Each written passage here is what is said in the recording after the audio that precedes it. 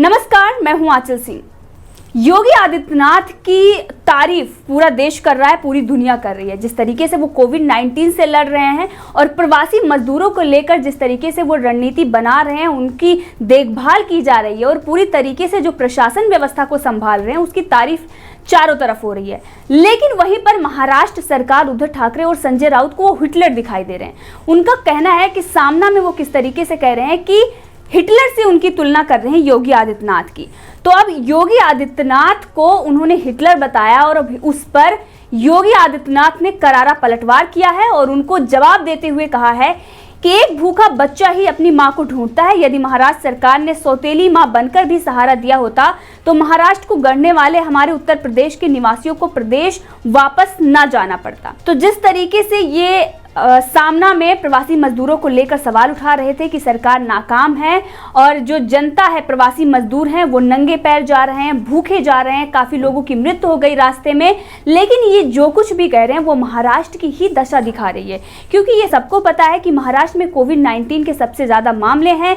किस तरीके से प्रशासन व्यवस्था वहाँ पर फेल हो गई है। कांग्रेस, एनसीपी और शिवसेना की जो गठबंधन सरकार है उसमें आपस में भी नहीं बन रही है। लगातार इनके विरोधाभास सामने आ रहे हैं। किस तरीके से अभी हमने देखा पृथ्वीराज चौहान का बयान आता है और वो कहते हैं कि वहां पर शिवसेना की सरकार है। तो इससे ये साफ नजर आ रहा है कि इनकी आपस में नहीं बन रही है और जिसकी वजह से जो दुर्दशा महाराष्ट्र की हो रही है उसको ढकने के लिए ये अन्य प्रदेशों की बात करते हैं। इनकी खुंदक भी रही है। जिस तरीके से इन्होंने राम मंदिर पर कहा था और तमाम ऐसे फैसले हैं जो बीजेपी लेती है, तो इनको ये दिखाई दे रहा है कि अगर बीजेपी इसमें सक्षम हो रही है तो ये जो हिंदुत्व की बात करते आ रहे हैं, अब वहां पर तो इनका कुछ बचा नहीं हुआ है, क्योंकि उसके ये खिलाफ जिस तरीके से बात करते हैं, हिंदुओं के खिलाफ, हिंदुत्व के खिलाफ, तो अब ढकने के लिए क्या कुछ होना चाहिए। तो जिस तरीके से कांग्रेस की पटरी पर ये आ गए हैं, प्रवासी मजदूरों का मुद्दा बढ़ चढ़कर कांग्रेस ने उठाया था, नाटक किया था, ड्रामेबाजी की थी और उसी तरीके से इन्होंने भी नाटक और ड्रामेबाजी की है। प्रवासी मजदूरों का मुद्दा उठाया है, उस पर भी योगी आदित्यनाथ ने इनको लताड़ा है और उन्होंने ये कहा है कि अपने घर पहुंच रहे सभी भाइयों बहनों का प्रदेश में पूरी तरीके से ख्याल रखा जाएगा। अपनी कर्म भूमि को छोड़ने के लिए मजबूर करने वाले उनकी चिंता का नाटक मत कीजिए। सभी श्रमिकों, कामगार बंधु आश्वस्त हैं कि उनकी जन्मभूमि हमेशा उनका ख्याल रखेगी। शिवसेना और कांग्रेस आश्वस्त रहे। अपने खून पसीने से महाराष्ट्र को सींचने वाले कामगारों को शिवसेना कांग्रेस सरकार से सिर्फ छलावा ही मिला है। लॉकडाउन में उनसे धोखा किया, उन्हें उनके हाल पर छोड़ दिया गया और घर जाने को मजबूर किया गया। इस अमानवीय व्यवहार के लिए मानवता श्री उद्धव ठाकरे जी को कभी माफ नहीं करेगी, क्योंकि जिस तरीके से तस्वीरें हमने देखी हैं महाराष्ट्र की कि वहां पर कितनी अव्यवस्था फैली हुई है। जो उत्तर प्रदेश की जो श्रमिक हैं, जो वहां पर काम करते हैं, उनके साथ किस तरीके से बदसलूकी की गई है, उनको कोई सुविधा नहीं दी गई। और साथ में ही किस तरीके से हमने देखा कि जो ट्रेनों की बात कर रहे थे, ये मजदूरों को पैदल चलने की बात कर रहे हैं। अगर सबसे ज़्यादा ट्रेनें कहीं चली हैं तो वो उत्तर प्रदेश में चली है। महाराष्ट्र उसकी बात नहीं कर रही है, उनको अलाउ नहीं कर रही है ट्रेन चलवाने के लिए। ट्रकों में भर भर के लोग आ रहे हैं। हमने देखा है कि किस तरीके से इतनी धूप में ऊपर से एक तिरपाल डाल के, और उसमें जब रिपोर्टर उनसे पूछता है कि आप यहाँ से जा रहे हैं, कैसे जा रहे हैं, क्या व्यवस्था की गई है, उन्होंने कहा कि 4 से 5 हज़ार रुपये हम इन ट्रक वालों को प्रति व्यक्ति देते हैं, उसके बाद ये हमें उत्तर प्रदेश पहुँचा रहे हैं। जबकि योगी आदित्यनाथ ने कहा कि हम ट्रेन चलाएंगे, जहाँ भी हमारे प्रवासी मजदूर, हमारे भाई बंधु फंसे हुए हैं, उनको घर वापस लाया जाएगा। लेकिन महाराष्ट्र सरकार इसको अलाउ नहीं कर रही है। जिस तरीके से पश्चिम बंगाल की सरकार कर रही है, उसी तरीके से महाराष्ट्र सरकार कर रही है, क्योंकि उनके पास कोई व्यवस्था नहीं है। सबने देखा है कि कोविड-19 से लड़ने में ये पूरी तरीके से नाकाम है। और सवाल किस पर उठाते हैं? योगी आदित्यनाथ पर। उनकी तुलना हिटलर से करते हैं। आपको बता रहे हैं कि आखिर इन्होंने सामना में क्या क्या लिखा है। कश्मीरी पंडित भी भूमिपुत्र हैं, उन्हें भी अपने घर से निकाला गया था और आज अपने ही देश में उनके साथ उन्हें अलग तरह से अनुभव करवाया गया था। तो जिस तरीके से इन्होंने कश्मीरी जो पंडित हैं उनकी बात कर रहे हैं, एक तरफ ये हिंदुत्व की बात करते थे, अगर उस समय ये बात करते तो शोभा भी देता। लेकिन आज जिस तरीके से इनकी रणनीति है, जिस तरीके से इनकी मानसिकता है कांग्रेस और एनसीपी के साथ, उस वक्त ये कश्मीरी पंडितों की जो बात कर रहे हैं वो बिल्कुल भी शोभा नहीं दे रहा है। लेकिन आगे ये क्या कर रहे हैं वो भी आप सुनिए। कश्मीरी पंडितों के इस दुख पर आज तक राजनीति होती आ रही है। आज देश में 5 से 6 करोड़ प्रवासी मजदूर उसी तरीके से जीवन जीने पर मजबूर हैं। जहां पर पेट पालने के लिए काम करते थे, अब वहां उनके लिए काम नहीं बचा है। तो जहां पर ये पेट पालने के लिए काम करते थे, वहां पर काम नहीं बचा है।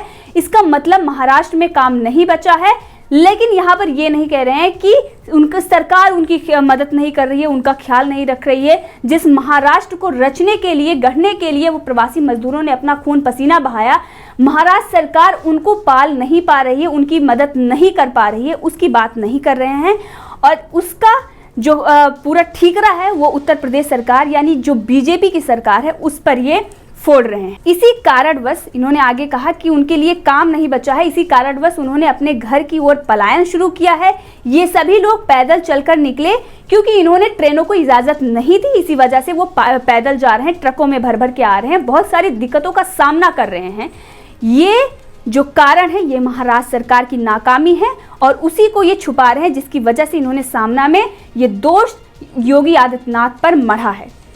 बहुत सारे लोगों की मौत हो गई है, ये सभी ने खुली आंखों से देखा है। इन्होंने देखा है लेकिन आंखें बंद कर ली हैं और ये सिर्फ और सिर्फ योगी आदित्यनाथ पर मर रहे हैं, जिन्हें हिटलर की क्रूरता को लेकर गुस्सा है। जैसे हिटलर ने यहूदियों के साथ छल किया, मारा और दुख दिया, उसने प्रवासी मजदूरों के लिए क्या किया? तो शायद इनको उस क्रूरता के लिए दुख दर्द नहीं होगा, उस क्रूरता को लेकर गुस्सा नहीं होगा, क्योंकि इन्होंने तो कुछ किया नहीं प्रवासी मजदूरों के लिए। ये सवाल जिससे कर रहे हैं वो योगी आदित्यनाथ हैं, बीजेपी की सरकार है, सूबे की सरकार पर ये सवाल उठा रहे हैं। लेकिन महाराष्ट्र सरकार किस तरीके से नाकाम है उस पर सवाल नहीं उठा रहे, जबकि ये महामारी है और ये सामना में ये बातें आकर लिखते हैं, प्रेस कॉन्फ्रेंस करते हैं, मीडिया में आके बातें करते हैं। लेकिन जमीनी स्तर पर अगर ये महाराष्ट्र का ही हाल देख लेते तो शायद इस तरीके से ये बात नहीं करते, क्योंकि ये पूरी तरीके से महाराष्ट्र सरकार की पोल खोल रहा है कि किस तरीके से महाराष्ट्र सरकार नाकाम है, उन प्रवासी मजदूरों की मदद कर नहीं सकती। जिस तरीके से हमने हॉस्पिटलों में भी अव्यवस्था देखी थी, लाशें पड़ी हुई थी एक तरफ और एक तरफ वहीं पर व्यक्ति लेटे हुए थे जो रोगी थे, और साथ में ही किस तरीके से लॉकडाउन की धज्जियां उड़ाई जा रही थी। लॉकडाउन की कोई भी व्यवस्था नहीं थी प्रशासन के ऊपर ही, और हमने देखा किस तरीके से माले गांव पर ही पुलिस वालों पर हमला हो जाता है, उस पर भी कार्रवाई नहीं हुई। तमाम ऐसे मुद्दे हैं जो हमने पहले भी बताया है और आज भी वो मुद्दे वैसे की वैसे हैं। लॉकडाउन का आज भी पालन नहीं हो रहा है। कोरोना वायरस के सबसे ज्यादा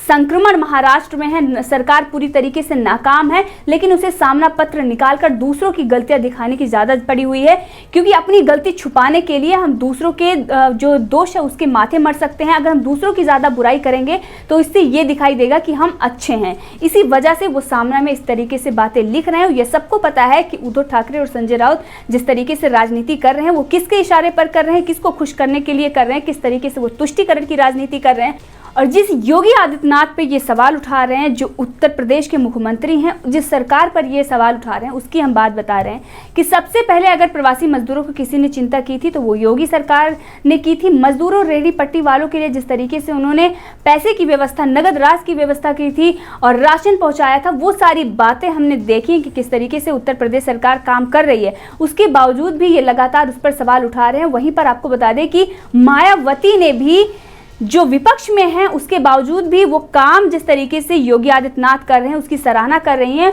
और जिस तरीके से आज ये कांग्रेस की नीति अपनाकर और कांग्रेस जिस तरीके से राजनीति कर रही है उस तरीके से योगी आदित्यनाथ पर सवाल खड़े कर रहे हैं, इससे ये साफ नजर आ रहा है ये सिर्फ और सिर्फ राजनीतिक फायदा उठाने के लिए और लोगों को बरगलाने के लिए इस तरीके से ये भाषा का प्रयोग कर रहे हैं, इस तरीके से हिटलर से तुलना कर रहे हैं।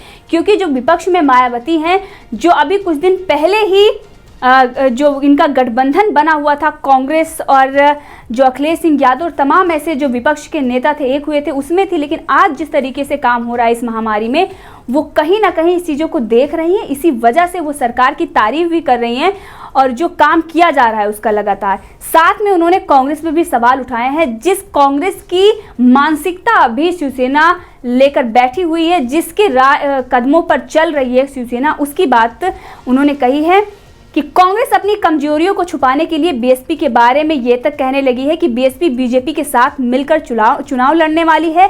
इसमें जरा भी सच्चाई नहीं है, क्योंकि कांग्रेस ये सवाल उठाती आ रही है कि बीएसपी इसलिए इस तरीके से बयानबाजी कर रही है, इस तरीके से हमारे जो कारनामे हैं उसकी पोल खोल रही है, क्योंकि वो बीजेपी के साथ में चुनाव लड़ने वाली है। उस पर भी पूर्व मुख्यमंत्री मायावती ने ये कहा है कि इसमें जरा भी सच्चाई नहीं है, हमारी पार्टी कांग्रेस और बीजेपी के साथ मिलकर कोई भी चुनाव लड़ने वाली नहीं है। और साथ में उन्होंने ये भी कहा कि कांग्रेस बीजेपी दोनों बराबर की जिम्मेदार।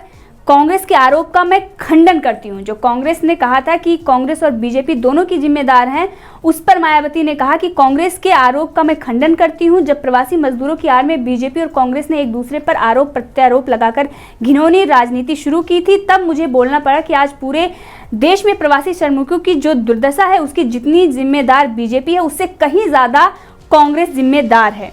तो उन्होंने जो कांग्रेस की ये बातें कही है कि किस तरीके से कांग्रेस सिर्फ और सिर्फ आरोप और प्रत्यारोप लगा रही थी और जिस तरीके से राजनीति चल रही है उस पर मैं बोलना चाह रही थी, और बीजेपी जिसकी जिम्मेदार है उससे कहीं ज़्यादा कांग्रेस जिम्मेदार है, उन्होंने ये बात कही। तो जिस तरीके से वो विपक्ष की नेता है उसके बाद भी ये बात कहती है, तो इससे ये साफ नजर आ रहा है कि शिवसेना जो आंखें बंद करके बैठी हुई है, सिर्फ और सिर्फ कांग्रेस की भाषा बोल रही है, उसको भी ये चीज़ें देखनी चाहिए। और जिस तरीके से योगी आदित्यनाथ काम कर रहे हैं उसकी उनको सराहना करनी चाहिए। अगर वो आलोचना करेंगे तो महामारी के बाद आलोचना कर सकते हैं, जिस वक्त अगर वो अच्छा काम कर रहे हैं तो उसकी सराहना उनको भी करनी चाहिए। साथ में कुछ ध्यान महाराष्ट्र में भी देना चाहिए, क्योंकि महाराष्ट्र में उनकी सरकार है, सिर्फ और सिर्फ सामना पत्र निकालने से जनता की जो दुर्दशा है वो सही नहीं होने वाली। वहां पर काम करें, प्रशासन की व्यवस्था अच्छी करें, साथ में जो पलायन हो रहा है, जो लोग जा रहे हैं उनकी व्यवस्था करें। अगर वो घर जाना चाहते हैं तो ट्रेनों की व्यवस्था करें, उनको घर पहुंचाने में मदद करें, ना कि इस पर घटिया और गंदी राजनीति कांग्रेस की तरह करें।